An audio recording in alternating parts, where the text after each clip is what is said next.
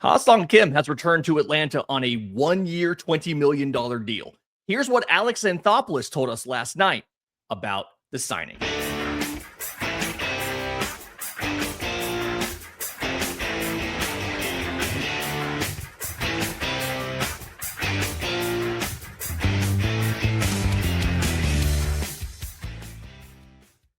Yes, welcome on in to Braves Today for Tuesday, December 16th. Your source for news, notes, and updates on your Atlanta Braves. I'm your host, Lindsey Crosby. You can follow me on social media at Crosby Baseball. You can follow the show on X, Braves_today. We have a Facebook page and an Instagram as well. And you can find all of my written work, bravestoday.com. That's the Braves Today Substack, as this is both a podcast and a newsletter. We're probably part of the Believe Podcast Network and presented to you by FanDuel. Download the FanDuel app or go to FanDuel.com to get started. So we did a live show last night after the Braves signed Ha-Seong Kim, 1 year, $20 million.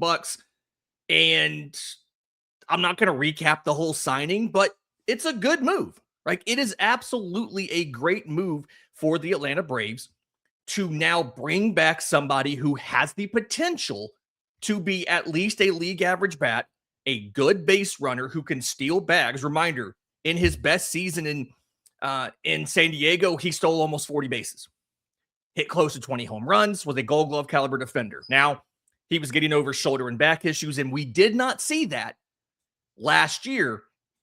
But even if he was a 98 WRC plus, right, just close to league average, it's a significant step up from either what you had from Nick Allen or what you were projected to have from Mauricio Dubon. So we talked about a lot of that yesterday, about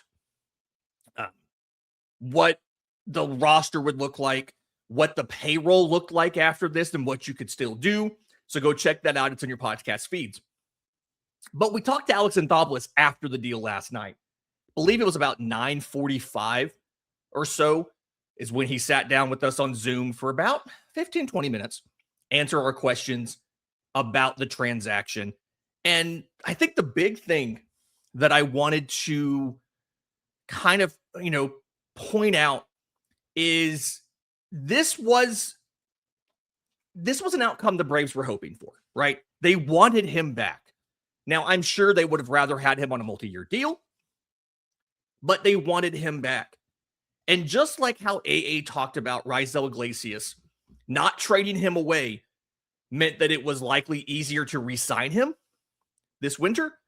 AA was also asked about not trading, about bringing in Ha-Seong Kim, and did that make it easier for the Braves to sign him or to keep him for 2026? Here's AA's answer to that question. This deal gets done if he's not part of this team last September? Great question. You know what? I don't know, but I can tell you it helped on our end, just from a comfort standpoint. I feel like even though he wasn't here that long, a month was pretty significant, right? I mean, he fit in quickly, getting a sense to see his routines, how he played, how he looked. We do think with not rehabbing anymore, having a full off season, because even in talking to him, there's some things that we noticed about his game that, maybe some areas that he can improve upon and tweak. And he told us, he said, look, he had spent so much time on the IL. He was just trying to make sure that he, stayed upright and got through the season and all that. So they, like right there, they don't know if grabbing him in for the month of September, paying him $2 million was the reason he came back. You have to believe the fact that he was comfortable here and he liked it here, combined with the fact that Jurickson Profar, his friend, is here, had to factor into his decision. But you heard AA, it did help the Braves.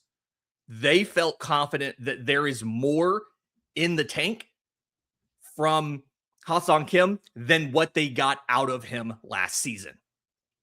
And again, he wasn't terrible with Atlanta. His overall numbers are not good. And a lot of the criticism that I've seen, the immediate criticism on the deal, is talking about the Braves giving $20 million to a dude with a career 242 average. And one, congratulations on running the 2010 Colorado Rockies. because that's probably the last time a professional baseball team has evaluated a hitter based solely on batting average. But he was like, with Atlanta, it was a month. It was 100 plate appearances. But with Atlanta, it was a 684 OPS. That's a 93 OPS plus. And it was by far the best performance you had from any shortstop who, played 20 more games for the Braves last year. Hit 3 home runs. And again, there were things, AA kind of touched on it. There were things that Ha-Seong Kim either was not doing well because of the recovery from the injury or not doing it all. I touched on last night. He wasn't stealing bases. That is a big part of his game, and he deliberately discussed it with the team when they acquired him in September. And they mutually decided it was more important for him to stay on the field every day, and the stolen bases would not impact Atlanta's playoff positioning or the standings, so he didn't try to steal. He stole 38 bags in 2023.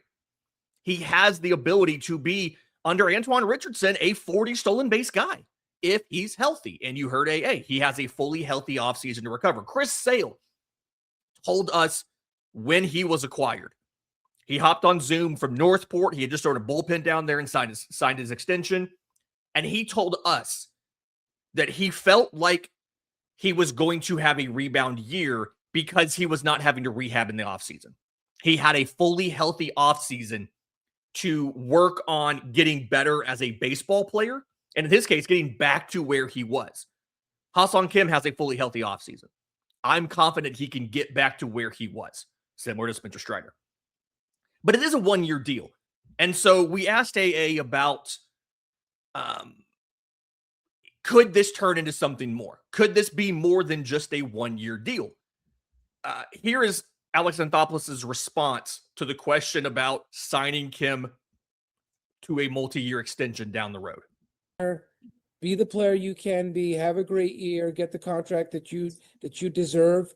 And, hopefully, this is a longer marriage than a year, but at least he gets he didn't have his best year. He'd be the first one to tell you. He missed time. He didn't perform offensively the way he had in the past.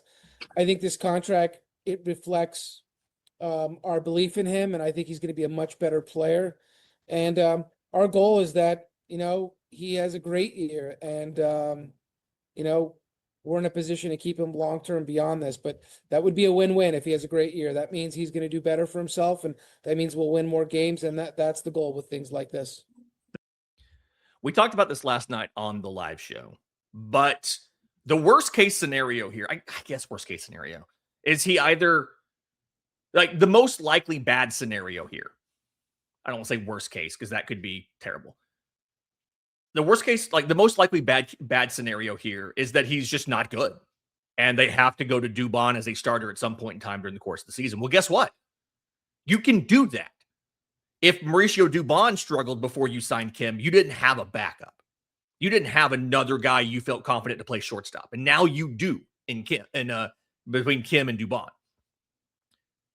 But the most likely positive scenario here is he has a good year because he has a fully normal and healthy offseason. And so your options are either A, give him a longer term deal, which I am not opposed to, right?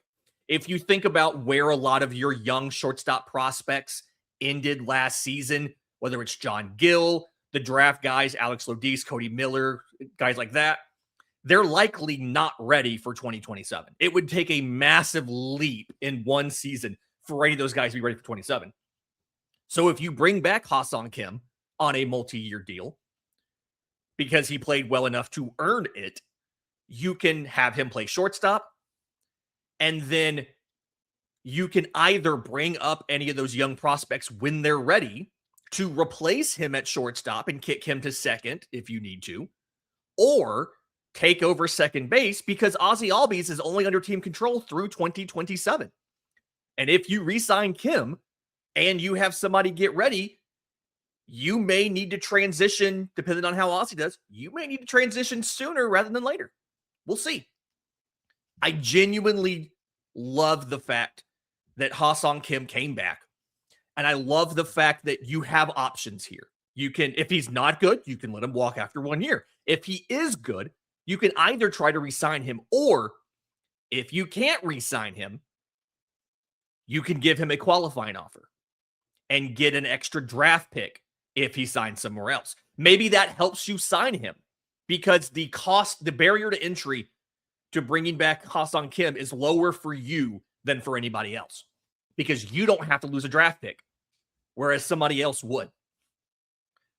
And if Ha-Seong Kim ends up getting the qualifying offer and accepting the qualifying offer, you got him for a second season. You paid him a combined $42 million for 2 years. If he's good enough to get a qualifying offer, I don't think you're going to balk at paying him $22 million. And by then, you've bought another year to get a prospect ready to take over shortstop. It's a good place for the Braves to be. Speaking of adding to the offense and things like that, a little bit later in the show, we're going to talk about the money situation after this season. It's really interesting, and I want to go over it. But when we come back, I want to talk about what this does downstream, right? What this does to the rest of the roster. We'll talk about that next, right here on Braves Today. But first, today's episode is brought to you by our friends at Encase Cards, custom card manufacturer. I love these guys and what they do. You upload your source photos. For me, U Sports was a picture of my son playing on his T-ball team. He played for the White Sox. I didn't pick the teams, folks. He's been a Mariner. He's been a White Sox. He's been a Brewer. He's never been a Brave. I'm mad about it. But anyway, you go into their card designer. You choose the backgrounds. They have different holographic options, the text you want on there. I've got his position and his player number and all that. And then their system shows you the proof of what your card's going to look like. You need help, they've got white glove service. But if not, you hit confirm. They go ahead, they print it on high quality cardstock, they slab it, and they put it inside of this really neat plastic frame with a built-in stands. You can put it on your desk, your dresser, your mantle, wherever it might be. Encasecards.com, ncasccards.com. Promo code Braves today would normally get you 20% off. But from now until Christmas, 30% off of every order. Encase Cards, ncasccards.com. Promo code Braves today. Welcome back to Braves Today. Lindsey Crosby. We're talking about what Alex Anthopoulos told us about the decision to sign Ha-Seong Kim, right? It's entirely possible that him grabbing him off of waivers helped him decide to come back. It definitely helped the Braves decide to bring him back. But I want to talk about the rest of the roster because I touched on it in the last segment. This gives you a fallback option at shortstop now in Mauricio Dubon where you didn't have one before. And I think the big thing here, the fact that Mauricio Dubon can play anywhere defensively at a very high level, and he can hit lefties really well, means that you have a very deep roster. Here is Alex Anthopoulos talking about what that depth can do for manager Walt Weiss. It gives Walt right-handers, left-handers, days off, things like that. He does want to try to get some people off their feet from time to time. And look, guys are going to get injured. Guys are going to have down years. It does feel pretty good, especially from the left-right balance standpoint. Look, he'll make the lineups and all that, but I kind of just played around with it, looking at it does change things quite significantly for us. And again, inevitably someone's going to miss time. Someone's not going to play well. We're much deeper from a position player standpoint than we've been, like you said, the last few years.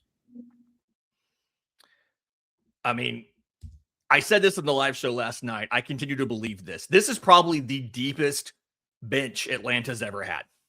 If you think about what your bench looks like right now, you have your starting nine. I don't care which catcher you put in there. Baldwin's probably the one you're going to default to as being in the lineup. Your DH spot, like as of right now, and AA talked about this a little bit last night, Jurickson Profar is going to DH a bunch early until Sean Murphy's ready. But your bench is technically Mike Yastrzemski, who hits righties really well, can defensively play all three spots in the outfield. Eli White, who has some surprising pop, good speed, can play all three spots. Your backup catcher, whoever that is, and Mauricio Dubon.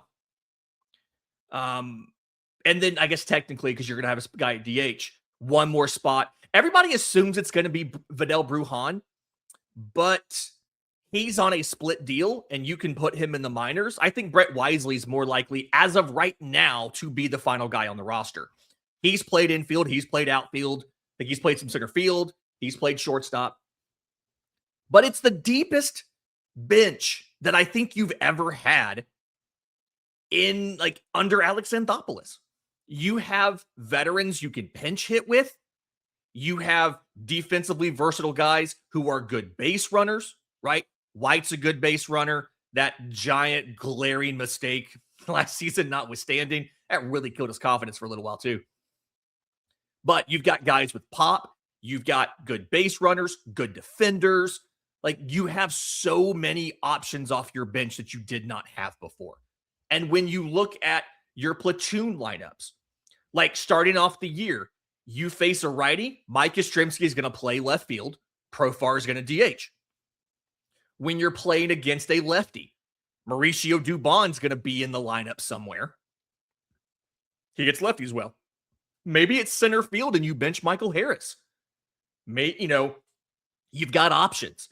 You've got places. That can be a day where you rotate and give someone a day off or a half day. Put him at DH, right? When Sean Murphy's healthy, Murphy might be behind the plate and Baldwin's your DH against lefties with Dubon in there also against lefties. Like, WRC plus against lefties for Dubon, 111.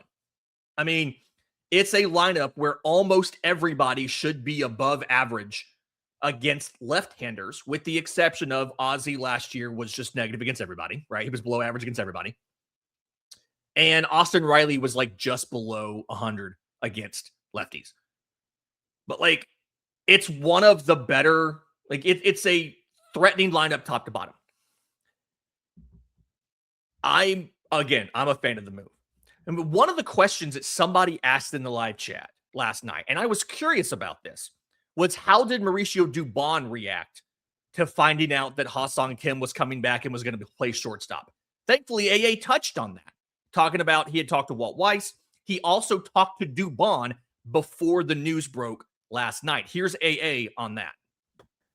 We were comfortable with Dubon if we were going to go that way. I talked to him tonight. I called him just so he heard it from me before seeing the news online.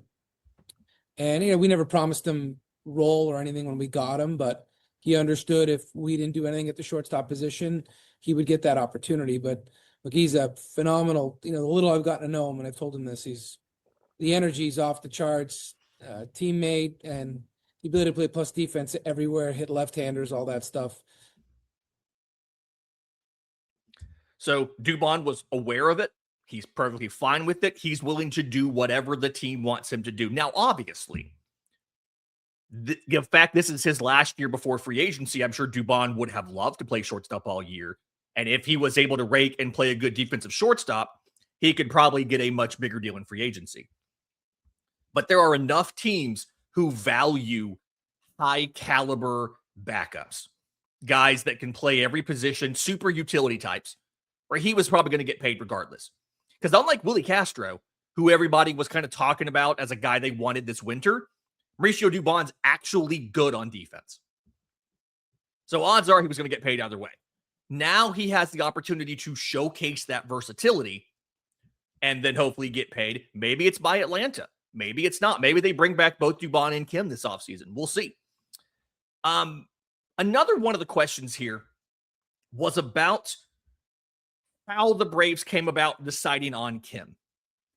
And kind of like what we were hoping for, they did a lot of work to try and replace shortstop. Here's AA talking about how they have been aggressive in the trade market this winter, trying to make deals, but kind of reminding us that it sometimes takes two to make a deal. We explored the trade market a ton. We have, I would think we'll continue to, and maybe things will shift and unlodge or dislodge a little bit in terms of maybe a signing pushes someone off a roster and makes someone more available and so on. But we definitely explored a lot of things in the rotation, at the shortstop position, outfield, the relief market. You're always weighing sign a free agent or trade for a player. So you're looking at what the opportunity cost is for everything, right? So we've had extensive dialogue. Obviously, I can't get into who, but we've explored all these players that we signed that we like. We've explored trade options in comparison to those guys. So you're weighing all those things, and we'll continue to weigh those things. And sometimes you have these discussions now, and you're not there, and then you get to July, and maybe things open up, or you get to the off season, the next off season, and things open up. Just trades are obviously really challenging to make. So pretty much the Braves tried, didn't get anything done, but some of this may be groundwork for later. And he made that same point on the Mauricio Dubon trade. When we talked to him after the Dubon trade, they had conversations going back into like sometime last season about trading for Mauricio Dubon. And it was never ready to go. Houston wasn't ready to move him. And then at a certain point, they were. And when they were, they called the Braves because the Braves had done the legwork. So even though you didn't trade for a guy with multiple years of control, that doesn't mean you're not going to do that in the future. And the work you did here could help with that. One thing that I think is a little underreported, and you heard him talk about this, the Braves have not given up a single prospect this winter, right? We had all these trades we wanted to do. They've not given up a single prospect. They've also spent close to $80 million. But here's the thing. They're going to have a lot of money come off the books next winter, and they might be able to spend again. We'll talk about that next, right here on Braves Today.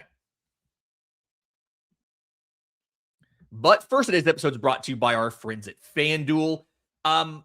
Listen, I'm not going to go deep into the World Series odds. Atlantis have improved. They're now plus 1,800. They now have the 8th best odds in baseball, the 4th best odds in the National League. They've made some space on that Brewers, Cubs, Padres group. But all of the sports right now have action on FanDuel. NFL, you can get Super Bowl odds. The favorite right now to win the Super Bowl is the Los Angeles Rams, followed by the Seahawks, the Bills, and the Broncos, actually. You can get conference championships, college basketball, college football. The favorite to be the national champion right now is Ohio State. Indiana is number 2. Blows my mind. Texas Tech is number 5. Blows my mind. So go to FanDuel.com, download the FanDuel app today to get started. Final segment of Braves Today. Lindsey Crosby, I want to talk about the money here. Because what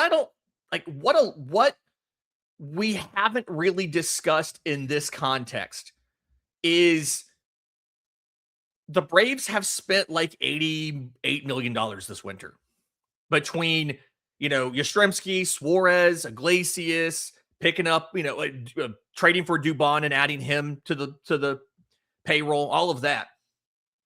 But next winter, you might be able to do it again because you have 7 guys who are becoming free agents at the end of this year, either from the end of their contracts or the end of their pre-free agency control, like Mauricio Dubon. And so I kind of roughly did the math in the Discord last night. If you're not a member of the Discord, links in the episode description. We have a ton of people in there now, and we had a ton of conversation all the time, but especially last night around the signing. The Braves have about $80 million coming off the books next winter, heading into a lockout offseason. So it might be a little funny about how they're able to use it, but Ha-Seong Kim is $20 million. They're probably going to want to bring him back. Chris Sale is $18 million. It's actually a discount over what he was making on that extension that he signed. I'm assuming they're going to want to bring him back, right? Especially if he's fully healthy. Raisel Iglesias, 1 year, $16 million. He'll be heading into his age 37 season. They may or may not bring him back. I don't know. But you've also got Aaron Bummer making $9.5 million. You've got Joe Jimenez making $9 million. Both of those guys are free agents after this year. Mauricio Dubon and Jose Suarez combined are $7 million. Dubon 6.1. Suarez is $900,000. But the point is, you're shedding like $80 million in payroll next winter. The bullpen's like, what is it? The bullpen's like 35 million of that. You'll need to add to the bullpen. And AA talked about they might not be done with the bullpen this year. I realized I have one more clip I didn't play. Here's AA talking about their approach to the bullpen the rest of the offseason. It's, always front of mind for me, the depth of the bullpen.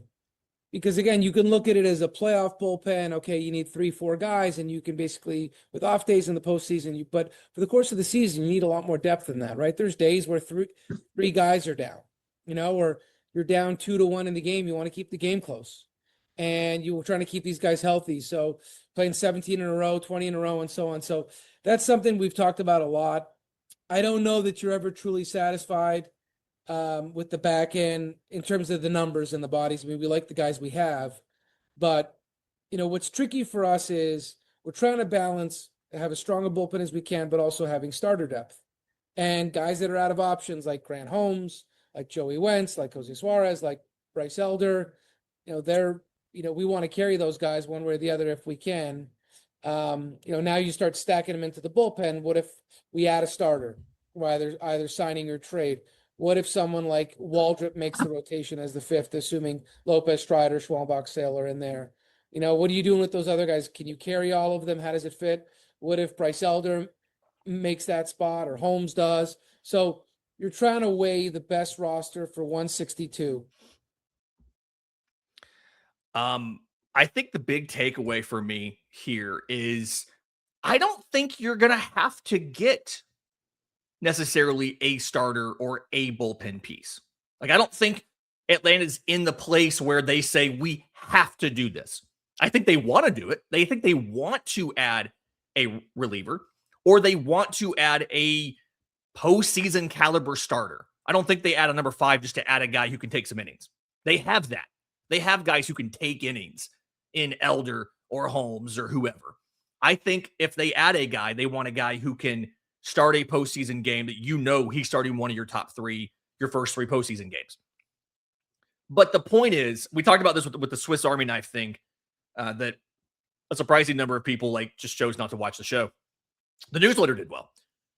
But you have a lot of versatility, a lot of flexibility. I wrote a newsletter for this morning that actually said, go sign Brad Keller, because Keller can be either a very good back-end reliever for you, or he can be somebody you stretch out for the rotation, similar to what we're talking about with Grant Holmes. Like, similar situation where he can do either role. It just gives you another Swiss Army knife. AA told me on last week before the winter meetings, when I asked them about it on the pre-winter meetings press conference, about how they like the idea of these Swiss Army knives. If Walt Weiss really just gets masterful with how he deploys those Swiss Army knives, I officially move that we call them Weiss Army knives. We'll see what happens. But either way, a lot of options you can go from here. I don't think the Braves have to go anywhere, though.